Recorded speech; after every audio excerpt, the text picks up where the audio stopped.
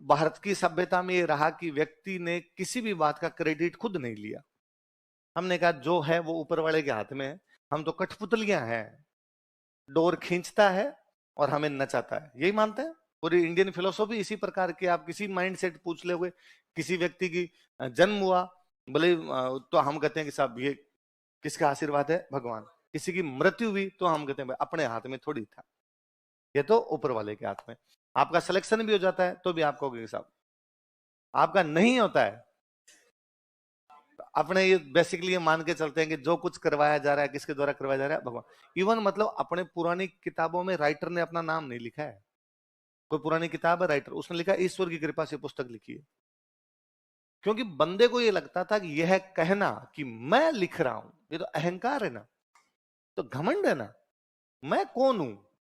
इसलिए आप नोटिस कीजिए अपनी सारी आरतियों के अंदर, हम जब भी आरती गाते तो हम कहते हैं मैं मूर्ख खल कामी, मैं मूर्ख हूं, मेरे में किसी प्रकार की बुद्धि, खल का मतलब होता है गधा, मैं गधा हूं भगवान, हे देवी मैं गधा हूं, मैं कामी पुरुष हूं, मेरे में कोई अच्छी बातें, थोड़ी बहुत सद्बुद्धि दे, कोई अच्छा काम करवा, जो करवा सकती है तू करवा सकती है देवी, जो करवा सकता है तू करवा सकता है देवता। अपने सारी चीजों का क्रेडिट किसको देते? तो राजा भी कहते कि राज मैं नहीं कर रहा, राज कौन कर रहा है, भगवान।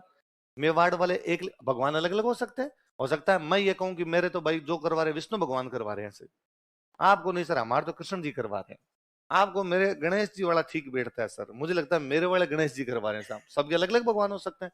अच्छा ये एकलिंग जी के मंदिर बनवा रहे हैं तो ये किसको मोटा भगवान मानेंगे अपना, एकलिंग जी का। तो इन्होंने कहा भाई साहब मेवाड़ के राजा एकलिंग जी, मेवाड़ के राजा कौन है, एकलिंग नाथ, मेवाड़ की धरती एकलिंग नाथ की धरती, एकलिंग जी राज कर रहे हैं।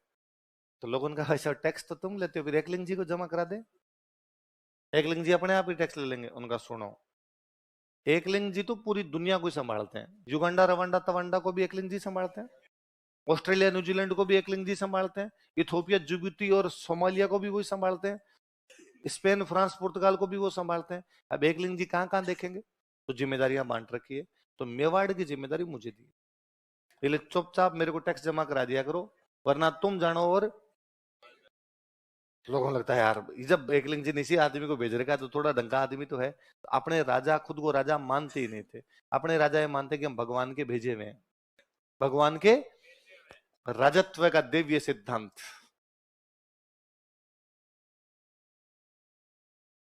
राजत्व का डिवाइन फॉर्म ऑफ किंगशिप। राजा खुद को देवता का दूत समझ लिया करता था। राजा कहता मैं देवता द्वारा भेजा हुआ हूं, छोटा मोटा आदमी नहीं हूं। अपने वाले जितने ही थे वो सारे ये मानते कि हम तो टैक्स ले रहे हैं केवल, और काम काज जो भी कर रहे हैं वो किसकी तरफ से कर रहे हैं, भगवान की तरफ से। किसकी तरफ से, एकलिंग जी नहीं, भगवान की तरफ। वो तो हो सकता है जयपुर का राजा अलग भगवान जी को माने, बीकानेर का राजा अलग भगवान जी को माने, सिरोही का राजा अलग भगवान जी को माने, भरतपुर का राजा अलग भगवान जी को माने, मेवाड़ के राजा अलग, सब अलग अलग भगवान जी को, पर सारे राज भगवान जी के नाम से करते। मतलब मेवाड़ के राजा एकलिंग जी को मानते हैं तो कोई भी लेटर लिखते हैं ना, तो नहीं लिखते मैं लिख रहा हूं, ये तो एकलिंग जी का नौकर लिख रहा है, मैं एकलिंग जी की नौकरी करता हूं उसकी तरफ से। एक भी राजा ने सिक्कों पे जब भी अपना नाम लिखवाया एकलिंग जी का नौकर हूं, और वो ये सिक्का जारी कर रहा है भाई साहब, मैं ये सिक्का जारी नहीं कर रहा, वो ये लेटर लिख रहा है, मैं ये लेटर नहीं ले रहा, वो टैक्स ले रहा है, मैं टैक्स नहीं ले रहा। तो सब कुछ जो हो रहा है वो किसके नाम से हो रहा है, भगवान के नाम। तो अपने आप को कहते हैं कि हम तो भगवान के दीवान है। अरे सुनो फिर बात, तुम्हारे क्या कांस्टेबल की तैयारी की हुई होती है ना, तुम्हें पढ़ने इतनी दिक्कत होती है, एक लिंग जी का दीवान नहीं, भगवान का दीवान मानते। किसका दीवान मानते? अब भगवान अलग अलग हो सकते हैं ना यार, तुमने ले दे के जिंदगी में एक लिंग जी का दीवान एक शब्द पढ़ लिया। हमारे बीकानेर के एक राजा ने कहा एकलिंग जी का दीवान, उन सब ने कहा हम लक्ष्मीनाथ के दीवान है, हमारे लक्ष्मीनाथ का मंदिर, हम लक्ष्मीनाथ के दीवान है। क्या लेना देना बीकानेर वालों, एकलिंग जी नाम ही नहीं जानते, एकलिंग जी नाम के भगवान भी है क्या कोई? सिरोही वाले एक भी राजा नहीं कहा एकलिंग, उन्होंने कहा शिव जी की पूजा की उन्होंने, सारणेश्वर महादेव की संतान है। सिरोही का शरणवा पहाड़ी थी, शरणवा पहाड़ी पे सारणेश्वर थे। जयपुर के सब राजाओं ने कहा गोविंद देव जी करवा रहे हैं, जो कुछ करवा रहे हैं गोविंद देव जी। आज भी ना जयपुर में 60 साल से पुरानी उम्र के कोई बुजुर्ग आदमी बैठे हैं, पुराने शहर में बैठे, उनसे आप जाके पूछ लो कि साहब जयपुर किसका है, गोविंद देव जी का। आज भी कोई आपको 60 साल की उम्र के आदमी मिल जाएंगे जो सुबह डेली गोविंद देव जी के जा रहे होंगे, आप पूछ लो कहां जाके, जाके राजा के,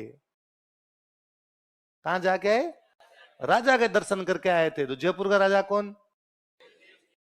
गोविंद देव जी, ये थियरी थी अपने सब जगह, इस प्रकार की भावनाएं हुआ करती थी। मेवाड़ वालों के बड़े देवता एक लिंग जी, तो वो किसको मान लिया करते? एक लिंग जी। तो राजा खुद को भगवान का क्या मानता? दीवान के अपने बेसिकली दो मीनिंग यहाँ पर हुआ करते। एक तो दीवान का बेसिक मीनिंग अपने यहाँ पर हुआ करता था प्रधानमंत्री, जो सारे मंत्रियों को कंट्रोल करे, उसको बोलते थे अपने यहाँ पे दीवान। क्या बोलते थे? दीवान। तो जब कंट्रोलिंग पावर किसी एक आदमी को देते ना, तो फिर उसके हाथ में पैसे टक्के का हिसाब भी दिया करते। तो अपने दीवान या प्रधानमंत्री जो भी होता, उसके पास एक काम और होता कि वो टैक्स लिया करता, इसलिए वो एक प्रकार से वित्त मंत्री था। कौन था? तो हम दीवान शब्द दो रूप में इस्तेमाल करते हैं। आइदर दीवान का कई जगह यूज लेते हैं प्रधानमंत्री के रूप में, कई जगह दीवान का यूज लेते हैं वित्त मंत्री। इसलिए हम कहते हैं मूणोत नैणसी वित्त मंत्री था, तो वो दीवान था, है ना, कि राजा जसवंत सिंह का दीवान था। तो नैणसी के बारे में इस प्रकार की बातें पढ़ते हैं।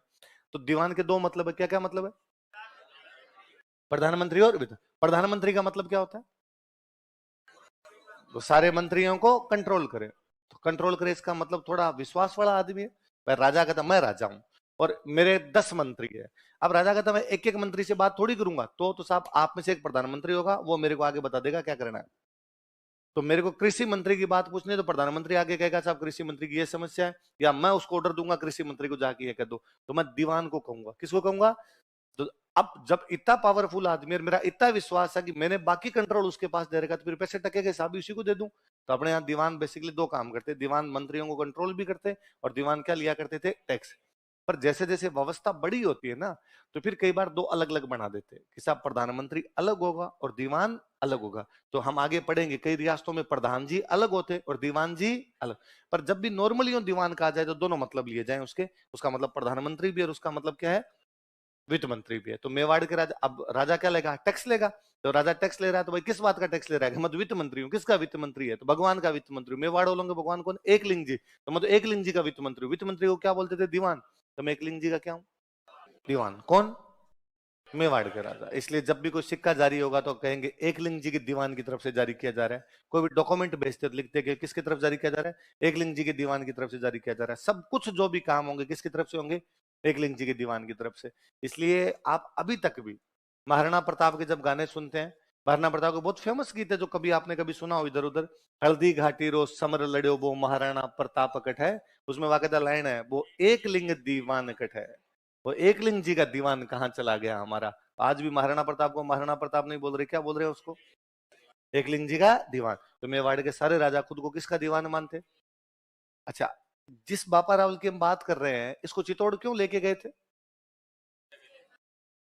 हमला होने वाला है, हमला होने वाला है, इसलिए तू क्या कर? सुरक्षा कर। तो बापा राव ने कहा कि मंदिर मंदिर तो बनते रहेंगे भाई साहब, ये दीवान विवान तो बनता रहेगा, पहले सुरक्षा वाला देख। इसने कहा ठीक है। बापा राव बड़ा इंटेलिजेंट आदमी है। बापा राव इस बात को जानता है कि इधर से जो अरबों के अटैक हो रहे थे मुसलमानों में, जो मुसलमान आए थे वो कहाँ के थे? अरब। कहाँ के थे? अरब। अरबों के जो अटैक हो रहे हैं, अकेले में लड़ेंगे तो पार पड़ेगी नहीं।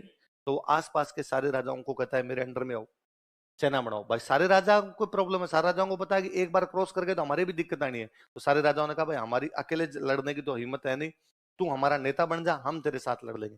बाबा राव ने कहा ठीक है, फॉलो मी, मेरे साथ साथ चलो, अपने इनको बाहर निकाल के आएंगे यहाँ से। तो कहाँ निकाल के आए इनको? तो उस समय अरबों का मुख्य अड्डा जो अपने हुआ करता वो था गजनी। कौन सा था? गजनी पड़ता है अफगानिस्तान में। कहां पे पड़ता है? तो गजनी को बेस बना के अटैक कर रहे थे। गजनी को बेस बना के आगे सिंध की तरफ आते, गजनी को बेस बना के आगे चित्तौड़ की तरफ आते। तो क्या इनको वापस गजनी छोड़ गया? ये सिंध विन सिंध के कब्जे हटवाओ यहाँ से, तो वापस इनको को बस गजनी बैठे रहना है, वहां से गजनी वापस क्रॉस करना भाई साहब नहीं है। गजनी का राजा था सलीम। कौन था? बापा रावल बाकी राजाओं को साथ में लेता है, यहाँ से रवाना होता है। उनके सलीम के जो भी सेनापति इस साइड के अंदर आ रहे थे उनको यहाँ से हटाता हुआ गजनी तक जाता है, उनको मारता पीटता हुआ गजनी में सलीम को हटाता है और अपने किसी एक भाणजे को वहां का राजा बना देता है। भाणजे का नाम वगैरह उन्होंने किसी अभिलेख के अंदर लिखा नहीं। पर कोई ये पूछेगा कि बापा रावल मुस्लिम सेना को हराते हुए कहां तक चला गया था? गजनी कहां पड़ता है? गजनी में हटाता किसको है वो? बनाता किसको है? अपने किसी भाणजे को बना देता है। ठीक है। ये जब उधर से वापस लौट रहा था, तो रास्ते में एक जगह पर इसकी सेना ने लंबे टाइम तक अपना पड़ाव डाला। पड़ाव समझते हो? जहां सेना रुकती है। एक लंबे टाइम तक सेना रुकी इसकी, वहां पे डेरा डेरा लगा लिया। कैंप कैंप बोल दो आप आज के हिसाब से, कैंप लगाया, लंबे टाइम तक सेना पड़ी रही वहां पे।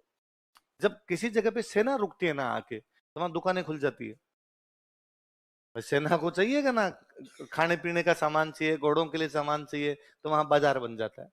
लंबे टाइम तक अब सेना के पड़ाव 5-5, 6-6 महीने तक पड़े रहते, सेना के पड़ाव बस चलेंगे, एक बार यहाँ की व्यवस्था कर देते फिर आगे चलेंगे। तो जो दुकानें खोलते हैं उनके परिवार भी तो आके रहते हैं। फिर कई बार ये होता है कि वहां गांव भी बस जाता है, सेना निकल जाती है, गांव वहीं पड़ा रहता है। पंजाबी भाषा में गांव को बोलते हैं पिंड। क्या बोलते हैं? बापा रावल की सेना जहां रुकी वहां पे पिंड बन गया। कई सालों तक लोगों ने कहा कि ये गांव कैसे बसा, कि रावल बसा के गया था। कौन बसा के गया? रावल दा पिंड है। किसका पिंड है? रावल दा पिंड, रावल दा पिंड, रावल दा पिंड करते करते पाकिस्तान में शहर है रावलपिंडी। कौन सा शहर है? अफगानिस्तान से लौटोगे तो ये रूट पाकिस्तान वाला पड़ेगा। तो पाकिस्तान को जो रावलपिंडी शहर है उसका नाम किसकी वजह से रावलपिंडी है?